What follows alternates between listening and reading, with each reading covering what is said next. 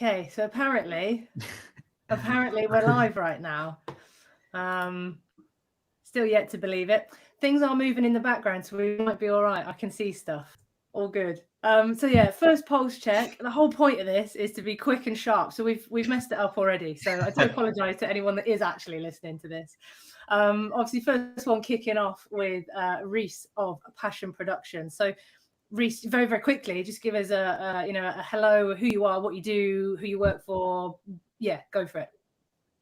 I'm Reece. I'm a content creator. I make videos for anyone, everyone that needs it or doesn't need it, who just feels like they need to be in the social sphere. They come up with ideas and stuff like that, whether it be a graphic design company, whether it be a coach, whether it be a brand, and they just basically say, here's my idea, how do we do it? And then me and my team take it and try and facilitate that. Solid. Yeah, makes sense. Thank you. So yeah, obviously, like, kind of what we want to talk about on this one is just a bit of an overview of like how 2024 has started for you, what you're seeing. We want to go into a bit of like trends, stuff that you want to see the back of, and all that kind of thing. But as a starting point, 2024, how has it started? And sort of delving into that is more of like, are you seeing, loads of inquiries coming from existing clients, like ramping stuff up, or is it more of like new people coming through that you're seeing, or split of both, or what kind of stuff is it? I think this year it's definitely, I'd say last year we had more volume of inquiries, but it was the smaller businesses. This year we're still getting quite a few inquiries, not as many as last year, but they're really big brands where each time you're getting an email, it's like, I can't just fire a quick response to this, and it's got to be a thought out, okay, can we facilitate this project? Do we want to? Like, do we have the staffing power and all that kind of thing? So I think this year it's been more of I'm one of those, I'm quite fast paced when I work. I like to get things in and out and just move on to the next project. With being it took quite a lot for me to be like, right, okay, we've had 4 projects that have come on that we're taking on, but we won't get to kind of bring them to light maybe until March, April. So that's kind of how our years went, is just hurry up and wait, that kind of vibe, I'd say. But it's completely different now, because I feel like we've marketed ourselves in a way that we're not going for those smaller businesses anymore. We're kind of looking toward the standout brands and say, oh, how can we work with you? What can we do? And I think that's probably been the clear difference from this year to last. Okay. No, interesting. And then in terms of that, then how are you finding the creative concepts that people want to go with from like just in this year alone? Is it sort of same as before, or is it like new concepts? Are you having to sort of come up with some new styles and ideas for people? What kind of, where are people at with where they're coming to you? I think the biggest thing that I've really, more than any bit of feedback I've ever had, whether it be like a super review or anything, this year it's been these big brands, or regardless of big brands, just, or anyone that we were working with, have been working with, saying, what do you think? Like, we want to know what your concepts are. Usually you could get your foot in the door with a New Balance or a brand of that stature, runner, or whatever it may be, and they say, here's the storyboard, here's the creative brief, don't divert, you do it. Whereas this year it's been like, okay, we've seen some stuff you've done with X, Y, and Z. What could you do for us? So creatively, it's been really good. And obviously, with us having a team that can bounce ideas off, you get different perspectives, and kind of just like peeling the onion back of creativity in that sense. Yeah. I think just to add to that, I think it's a good point that Reece makes. I think when like we've sort of Graphic's been on a similar journey to Passion, like sort of parallel the whole time pretty much, especially over the last like 12 months. And like I kind of just to echo what Reece has just said, I feel like you get into a spot with a certain level of experience where when you come to working with clients, you just really know who you want to work with, who you don't want to work with, and in particular how those people work and how it's best to build relationships with them. I think one of the things that probably what Reece is very good at and what Passion are very good at, similar to it, I believe we're pretty good at it as well, is playing the long game with relationships and building relationships over time, and knowing that trust plays a huge part in those relationships, and trust plays a huge part, and time plays a huge part in getting things over the line. So like where Reece just mentioned there about working with bigger brands and standout brands and stuff, like this stuff like really takes time. And I'd say like Passion are more into that side of things more than we are, because obviously they work across multiple different industries. But I think it's a really good point for any business owners that are potentially watching or listening. When you have people or key people, influencers, big brands that you really want to work with, you've got to really be willing to put that time in. And I think if you look at Reece's stuff and Ben's and Passion's, you'll see that shine through you know the previous probably 3-4 years, I'd say. Yeah, totally. So yeah, like just sort of trying to like roll on through for everything, keep it going. Yep. In terms of trends and stuff that you've seen, and I'm sure that you've obviously gone along with as well.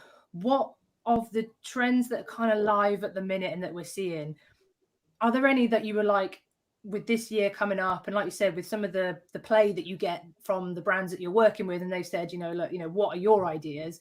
How much of the stuff that's currently trending are you going to stick with, and how much would you go completely against the grain and do your own thing? Where do you sit when it comes to designing that kind of stuff? I think it depends on obviously the client. I know that's like the cop-out answer in a way, but certain brands like that, that's what they are. They are kind of following the trends as soon as possible to almost look like they are the trend.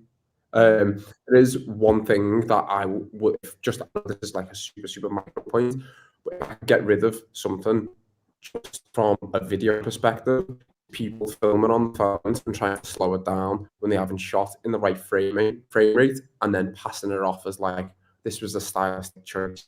No, it's not. You don't have to use your camera. Stop it. It's embarrassing. It's giving me the sorry, let's get that off the chest.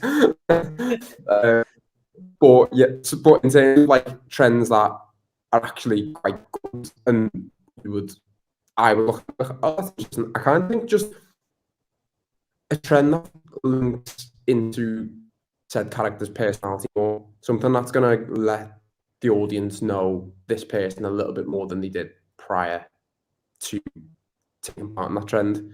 Like there's even, you can go back as far as like when you do look at like old trends and stuff, and it's always been like the personality that creates the trend. If you look at something like the Harlem Shake, people done that because it was their version of the Harlem Shake, which pushed that personality, which is what made it funny. Is like, oh, what's that person's take on this trend? Like that's what I always find. Like, okay, so you can see, I don't know how many trends happen a year, 20, 30, I don't know, hundreds. The ones that kind of rise to the top and the ones that do well are the ones that people can like mold to them, their business, their personality, their team. I think the type of trends are more of what we would follow suit with, rather than doing something just for the sake of doing it, because you've seen other people do it, i.e. putting slow footage when it clearly isn't shot in that frame rate. Stop. And on that note, then, on the sort of topic of trends and stuff, obviously one of the biggest ones that I see is just like a consumer, someone that's scrolling. Obviously not in work hours; it's all in my own time. But the heavily edited reels and stuff that we're seeing, all that stop motion kind of stuff and background green screen type stuff, but that's done really well. There's a lot of good quality stuff out there that I'm looking at, and I'm seeing like, how are people doing that so quickly? What are your thoughts on all how much stuff that is coming out? Because personally, I'm seeing it everywhere. It might just be me and the stuff that I look at, but what are your thoughts on that level of content? similar to what you said, like some of it is done really, really well, but I think you can have like the best looking reel possible. You can have all the lights and X, Y, and Z, but if what you don't fully believe in, or you're doing it to check a box rather than like, I actually, this is something I actually advocate, or this is something I actually do. I think there's like just a clear like line of like, maybe it's because I do it a lot, and I because I'm creating this content, I'm viewing this content, I can watch a video and go, oh, they mean that. Well, no, they don't. They're just doing that because they have, they're able to do it. They don't want to do it. And I think that's kind of the biggest takeaway of like, surely you've got yourself in a position of like, and again, I really like the reels. I like how much effort, how much care people are putting into them, and it's all just making, you get into like film quality level. Instagram.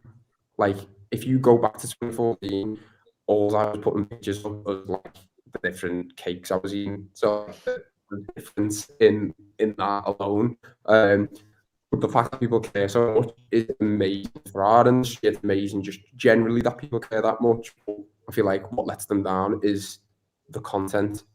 You can have it look as good as you want, but if you want to do that generic personal trainer post of sleep, why it's important, no, like no one really is.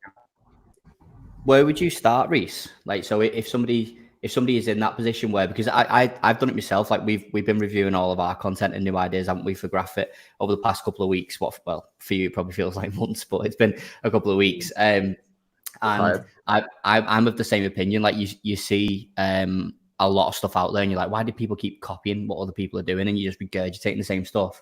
And then when I was looking for different styles and things that I wanted to implement, the first thing I did was look at other people's stuff. So you sort of naturally, like, I think it's sort of like understanding the difference between inspiration and copying and things. But if you are like a coach or a business owner and you feel like you sort of like on the edge of that trap where you're going to end up copying someone else, or you really like someone and you just want to do the same thing, what would be the first step you take to make sure you're unique, make sure that it's you and it's not somebody else?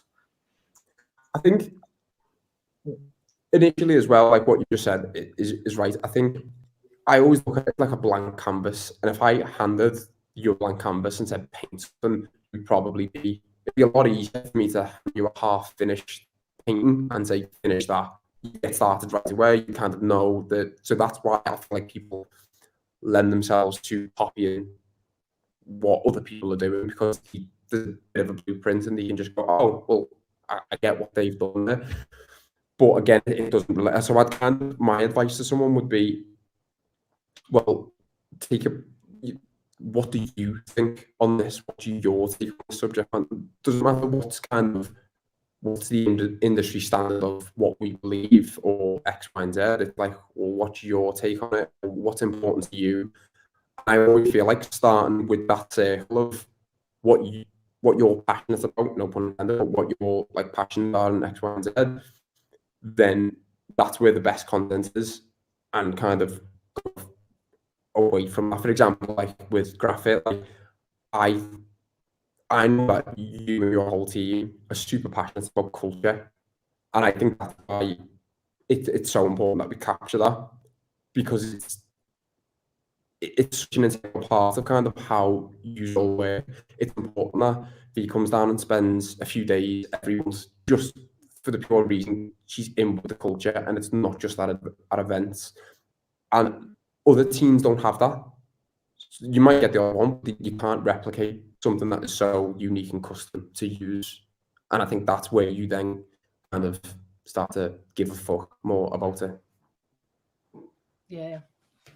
And then with the kind of culture piece in mind, then my last question is around the stuff that you guys put out, which I'm going to say is like every Friday morning. I don't know if it's changed or not. Yeah, but like that kind of thing, because it's so like, I genuinely look forward to it, of like a morning coffee on a Friday kind of thing. It's usually posted like really, really early, or well, at least early for me. And it's something that it's already got. I don't know how long you've been doing it for, but it's already got to like a thing that I always think about, like, that time of day Our Passion will be dropping one of their conversations about what you guys have been working on, or whether, I think it started with just like you and Ben, and now you've got a few of the other members of the team coming in. So yeah, just to kind of, I haven't really got a massive question on it really, but more of like, if you could just explain the sort of background of it and why you've chosen to do it that way. And if you see the same bits on the analytics in the side and, you know, in the back side of it, do you see that stuff's coming through as well, that it's kind of getting consumed and, you know, and people are ready for it and waiting for it? Yeah, I think I wish there was a really good, profound answer of being like, oh, I had this thought, and then from this thought, I was like, but what actually happened was we were just posting our work and nothing else. And all I got on this, well, personality sells, and like getting your thoughts and the way you think of the world is just as important as showing this nice, shiny, polished video. And long story short, I was out once, and someone I hadn't seen in years bumped into me and was like, oh, Passion seems to be smashing. It's a shame about Ben leaving. And I was like, yeah, he hasn't told me. And he was like, I haven't seen him on page for ages, so I just assumed he left. So I then said to Ben, like, you need to make an effort to be on the page. I know it's not really your thing, but people don't even know that you work here. And he was like, I don't know what to talk about. And I was like, just do anything you're passionate about. But I kind of said that as a bit of a sarky/narky comment, like just do anything. And he literally made a video of him having a cup of tea, just letting people know that he hadn't left. And it done one of the best up until that point, like engagement-wise, messages, like people were like, oh my God, this is so funny. And I was a bit like, have you not seen all the other sick videos that we've made? And this, but then when it was like that kind of moment, like, oh, right, so it can look amazing. It can kind of tick all of those boxes. But if people can't relate to how much, in this case, Ben loves cup of tea, then it just doesn't land. So, like, we were like, right, okay, well, then that's the initial idea of it. And then it went from like, okay, you do a few tips, I'll do a few tips. And then it was like, why don't we, because we kind of live in each other's pockets, so why don't we just jump on camera a little bit more, like together, and see how that works? And they done really well. And people then started asking us, oh, I've been listening to your podcast. And I was like, that's good, I haven't got one, but like a great sound. But they meant, obviously, they were referencing those clips, and then kept on asking, you know, do you do a podcast? Which I just don't think we're interested enough yet to do one. So we were like, no, not yet. All of that, like, leading to like 10 minutes before this was done, where the marketing exec of Applied Nutrition was like, we're doing a podcast with Paddy the Baddy and Bradley Wiggins, one of you hosts, because we've seen your stuff, we know you can carry the conversation. I kind of just chose the progression of that. All started from Ben posting a fucking video of him having a cup of tea, and how much that was like brought it to this. It's ridiculous, but it was something that we cared enough to do about. I think there's a lesson in that though, isn't there? About like everyone always says like less is more, and there's sort of like a beauty in the simplicity of things, isn't there? And I think content's probably one of them things, as you know, us three know, and I think a lot of other people know. And as frustrating as it can be sometimes, the videos that have the least thought, or the content that has the least thought, usually does the best, versus like stuff that you spend hours on. And there probably is an element of that because it's probably a little bit more natural. Like, it's a little bit. That was the dog crashing through the door. That was it was a little see, this can be the clip now. We can clip this, and then that can be like Stephen Bartlett trailer. Yeah, like I think yeah, it was I can't remember what I was saying really, but it was basically, yeah, I think there was some simplicity in that. And it is frustrating, and I think that's part of the lesson of like when you're creating content, you're on that journey, especially in the fitness industry now, because that's what we sort of know best. If you are like creating content and you're trying to figure out what works, again, it links back to playing the long game. And unfortunately, the content that's quicker is probably going to do better, and it probably says a lot about your personality that's shining through. Yeah, I think as well on that, like, there's no right or wrong answer to it either, is there? Like, you know, we can. I've worked with clients before, and they, based in my perspective, have made me tear a video down to what I would deem like don't really want to put my name to that because that isn't, but it's perfect for them, and they're right. So if you make a video with your phone and it works and it's getting you clients and you're happy with it, then you're right. It's just kind of where you hold the value on it, I suppose.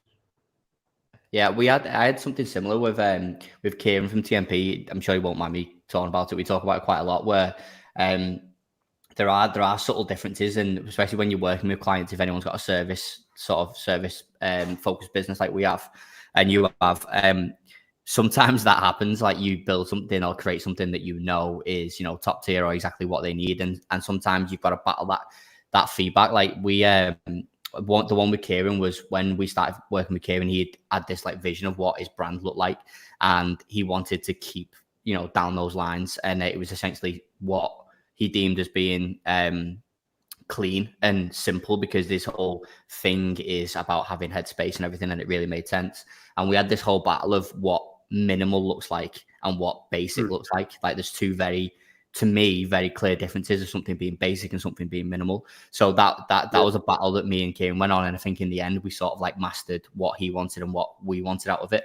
But again, like it's there's so many key lessons in that as well, of keeping things simple, and then knowing where that line is and just sort of towing the line and sticking with what works. Yeah, it's interesting that, especially with, I think I actually remember that specific story as well. And like, there's a very fine line between like a dad making a PowerPoint and like Apple. Like it's close, but there's a clear difference when you look at it. But it's then down to the client's discretion. You can only advise and be like, well, here's what I think, but you're the client. Exactly. I think what would you then? So I'm just taking over now, Fee. Sorry, I just got like you won't believe we're actually next door, and I've got loads of questions for you. I'm actually just looking at Fee's notes, so I can't really take credit for it. But what do you think's coming up in terms of video and content and professional content and real short form, long form, all that type of stuff? What would you say is coming up that people are either doing now or people need to sort of look out for? I think, I don't want to kind of like bore you, but I think it's more personality. It's like you start with films and you think someone, then you get to documentaries, they have a bit of a boom. Someone, then you start with vlogs, and that's a little bit more into their life, and then it's like goes down to day in a life, and you can see kind of no matter what the trend is, it's always about like the person, the subject, the thing. So what that looks like next, I don't know, because people have the argument of like no one's got the attention span anymore. Or is it just because people are less interested? Because you can say people don't have the attention span, that's why TikTok works so well. But then equally, podcasts are more popular than they ever have been, and they can be 3 hours long, and people will listen to them if they like that person. So you kind of got that like back and forth of what is that? What does that look like to you? Where do you consume your content? How do you do it? And I think, there's people for you, Cal, who on YouTube, I can't remember his name, but like he's got like a garage or something like that. He could put a 50-minute video out and you will watch every second. And you probably watch it twice over the course of a few months. But that's because you like his personality. Everything kind of marries up. He just checks that box for you. Or 50 minutes of consuming someone else's content, that might not do it for you. You might say, oh, it needs to be short form. It depends on the person, doesn't it? Yeah, I agree with that. I think I genuinely believe that if the content's good enough and the right people find it, they'll watch it no matter how long it is. There'll be loads of people that disagree with that. Obviously, the way that social media platforms are going or have gone, it sort of disagrees with that in itself. But my opinion on it is like I've just said. I think if the content's right and the content's engaging and the right people are watching it, people will watch it no matter how long it is. I think the rise in like short form content has just enabled people to just be lazy, because there's the art of storytelling in long form content is what wins. Like it always has, whether it's a vlog, whether it's a podcast, whether it's a documentary, whatever it is. But when you're now being told or latching onto the fact that it doesn't need to be long form, it can be 30 seconds or 45 seconds, it's really easy to get lazy and just completely avoid taking someone on a journey and sort of like discussing a story and just going for quick fire points. It's also making people make more content because it's easier to make, because you don't necessarily have to know a great deal about something or have authority or have like, you know, real authentic knowledge in a topic to be able to talk about it, because you have to talk about it for 30 seconds. Anyone can just read something online and talk about it for 30 seconds. So that's the way I feel like content's going. So that's personally for us, that's the route we're going down. Like, as you well know, Reece, the podcast that we've been filming over the past couple of weeks, months, they've been like a minimum an hour. And yeah, is that too long? Probably. It could possibly be too long, but I had an hour's worth of stuff to talk about with the guest. So, you know, if we find the right eyeballs and right ears for it, I think people will listen. Like, and again, the flip side of that is if the content is really good, but it's the wrong person, or it's the wrong person, but there's so many different, you know, vice versa in it. But like that's what I would stick to. If you believe you've got something good to talk about and you believe that you've got the right people to talk to about it, I think just go for it. I think on that as well, just to add, like for me, like when it comes to making videos, it's always kind of being like, not to sound overly arty, because I do just point a camera at stuff and then make it look cool post the fact, but it is always trying to like, I know how trying to convey emotion, like how, when someone's watching this, how can I make them feel something good or bad? And I think the thing with TikTok is it's really hard to get someone invested like you would with a documentary in 30 seconds. You can make someone laugh in 30 seconds. And that's why a lot of the time it's just obviously fueled with funny stuff that will make you go, oh yeah, well, like that, and move on. Because that's the quickest way you can make someone feel something and then stay on that video. It's a lot more difficult to do that with, I'm not saying I don't, obviously I can, but a lot more difficult to do that with a very artistic piece or, you know, something like that. Like, it's, no one has the time to sit down and on lunch watch something really, really sad, dramatic. That's got to be overarching story to it and loads of layers. Like, they just want to see someone fall over or something. And that's kind of where those, for me, they take a bit of a split in. And that's why with some of our clients, if I know the type of client they are and what they want, I will say, oh, why don't we focus on more humorous content, or why don't we try and get, you know, a little bit, if I know someone like yourself, I know I can pitch, okay, we're going to do like character development, we're going to team a little bit longer, and we're going to do 8-minute pieces, X, Y, and Z. I know that's something that you're interested in, so I could pitch that to you, whereas some of our other clients probably couldn't, because that's not the content they consume and they don't really care. What would be your take on that, Fee? Because for anyone watching or listening, and I'm sure Reece will agree with this as well, I'm the airy fairy marketer. I'm the one that like latches onto things and just tries it and sees what happens. Like, Fee, you're a lot more into the psychology and the education side of it. You know a lot more about that than I do. What would be your thoughts on the whole sort of like attention span thing and everything we just talked about? Because I'm sure you have an insight on it. Yeah, I think on the whole, it's more of, I guess I back up what you said in terms of, if you talk about the right topic and what have you, someone will listen to it, and that's the main thing. I think that's the key bit, is just making it for your specific audience. I always say, whenever, you know, whoever client we're taking on at Graphit or anything, it's always, you know, talking about client avatars and personas and all that kind of stuff. The more that you can understand who you're actually talking to, the better any content that you make, whether it is, you know, a 30-second piece or a 30-hour, hopefully not, kind of piece. You know, as long as it is actually, I don't want to go down the route of like always has to solve a problem and all that kind of stuff. Yes, that's a pocket of how to do it. That's a strategy. You know, you find out the pain points of your target market and things like that, and then you find solutions. Yeah, absolutely a strategy, but there's way more other strategies to tackle stuff, like you said, Reece, in terms of like just creating some form of emotion from people. You know, at the end of the day, we're all human beings. We're trying to sort of buy and sell from each other. That's what we're doing in business.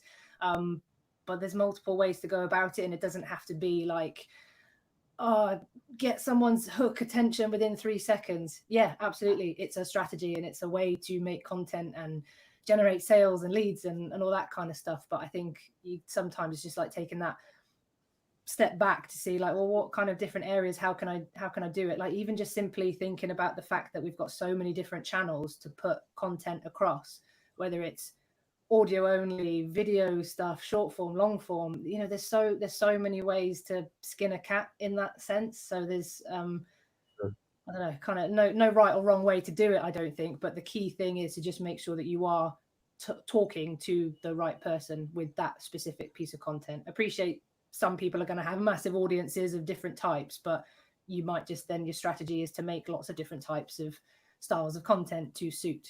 So yeah, and I think like Cal, how many videos do you think we've made for you over the years? Like probably a few hundred, because even though 10 probably seen the light of day, but probably a few hundred.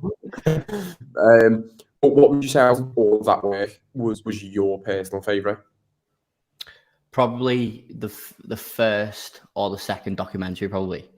They for me, they were the ones that stand out for me. And I honestly don't know the stats on them. I don't know like views, engagement, what got most. But for me personally, that's what would stand out to me. Why? I think it was like you mentioned it before, when you get feedback on things, there's a certain weight in a piece of feedback that you give, that you receive, that has took someone on a journey and made them feel something like some kind of emotional connection or disconnect, like whichever way it goes, versus like say high volume feedback. I would much rather receive less feedback that has triggered someone into thinking a certain way or feel a certain way, than to get, lots of like fluffy little, that video was funny, that video was great. Like it didn't really mean anything to me. So that's probably what I look out for. Yeah. That's interesting. Again, kind of what I said earlier in terms of like people with those longer piece, both of those were slightly longer pieces than longer than you'd see today, like 4 or 5 minutes. And we only tend to do them with businesses like yourself, or if I'm following a client start up and build their own premises or whatever, and they go through the ups and downs of what kind of makes the business. But they always tend to be people's favourites, those documentary style, because you've got to literally let life happen and fill in the gaps, and they kind of have an emotional connection to the videos. Yeah, I mean, even like we spoke about the other day, Reece, when you put together a video for Tom leaving on Friday or whenever it was, and you said to me like, "Oh, what do you think this?" You made me watch it because I get upset about it to begin with because you like seeing me cry for some reason. But the point that you made was, this is the video, but it's a reel and it's 3 minutes long or something. And I was like, yeah, like what's wrong with that? And he was like, well, it's a bit long, isn't it? Like as in like you would expect me to say, oh yeah, it's not like 45 seconds or something. And my response was, like, if people want to watch it, they'll watch it. And if you look now, just on like the couple of days, that's probably stood out as one of the most engaged video. And it was posted as a reel, as in the real format, as in the size of a reel, posted as a normal post on Instagram. And it's probably outperformed the last couple of reels that we posted. So I think for me, there's something to be said there about engaging people initially and then keeping them as well. Because I think one thing that gets completely overlooked in short form content is like you said before, Fee, like that hook, for example, like you got to get a hook in the first 3 seconds or whatever. Just a couple of different variations of it now. I mean, people just keep changing the number just to make it their own. You got to hook them in or like whatever it is, and it's fine saying that. But the problem is like if you hook someone in and then you've got fuck all to talk about, like they're gone and they're probably not coming back. So yeah, all right, there's plenty of people to go around, like there's millions of people in the world and you can reach every corner of the world through social media.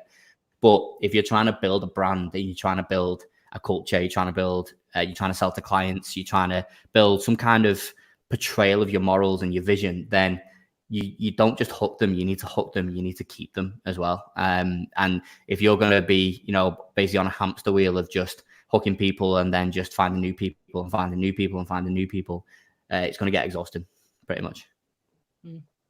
Yeah, no, I agree. And just on that. Oh, sorry. Go on, go for it.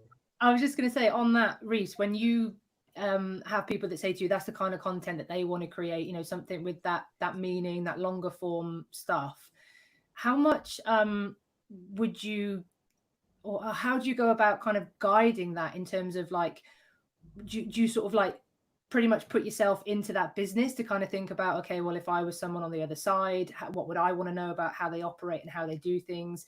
How do you go about advising someone of like what to talk about when they might be a brand new client and you actually don't know who they are and what they do?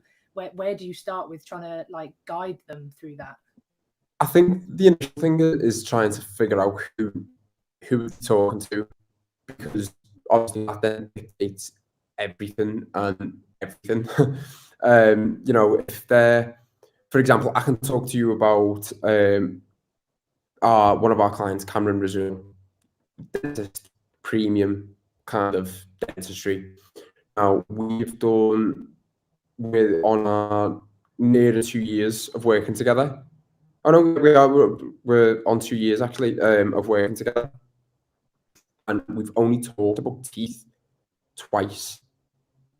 Almost, I think 29 we've racked in, and we've only talked about teeth twice, and we've done so many videos.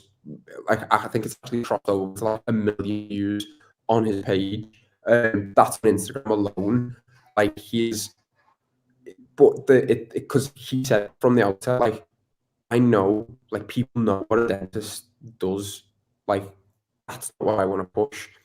I want people who kind of have got the luxury to have, you know, extra money, who want to use a premium dentistry. And I was like, right, okay.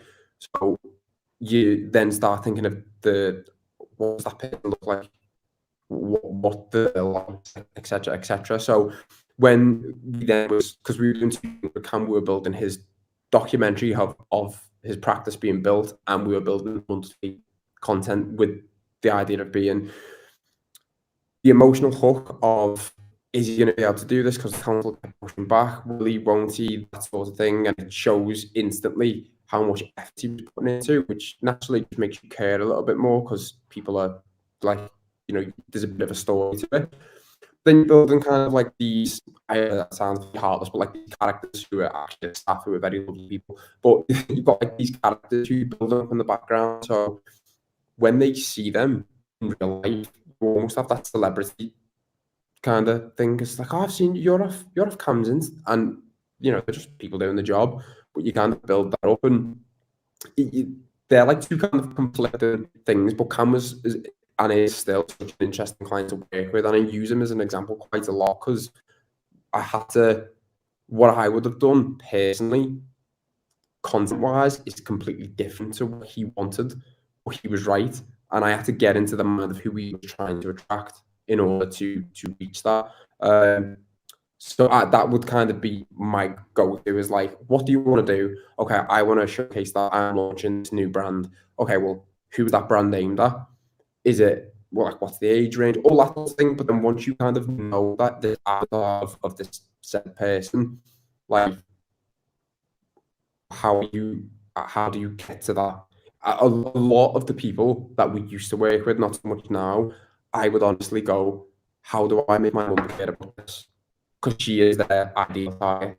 So I would make a video and I'd show my mum, and I literally look at her watching the video, and if I could see her eyes start to wonder, I'd be like, okay, I need to go back to the drawing board, and I'd revisit it. And then sometimes I'd watch it and her eyes would be glued to it. I'd be like, old, right, okay. There's no coincidence that they would work, because that was the person I was trying to make that video for. Just getting into it. Yeah, makes sense. Yeah. Well, yeah. I mean, Cal stole some of my questions, so I don't have anything else. And the pulse check is now coming up to 40 minutes. So you won't share your Google Doc with me next time. No, I'm keeping it under wraps. But yeah, well, we'll end it there then. You know, we'll keep it short and sweet, I guess, sort of 40 minutes. But yeah, thank you, Reece, for trialing this out with us. And we understand from a few WhatsApps that we only made it live on YouTube, and I managed to fuck up the other two. So apologies. Yeah. But it's all recorded. We'll get it edited and put out on all the other channels anyway. But yeah, just thank you for your time and for thank you. I'll see you in about 20 seconds. Yeah, I'm gonna go for a wee now, so I'll see you in a minute. Yeah, same. That was weird. We'll end it there.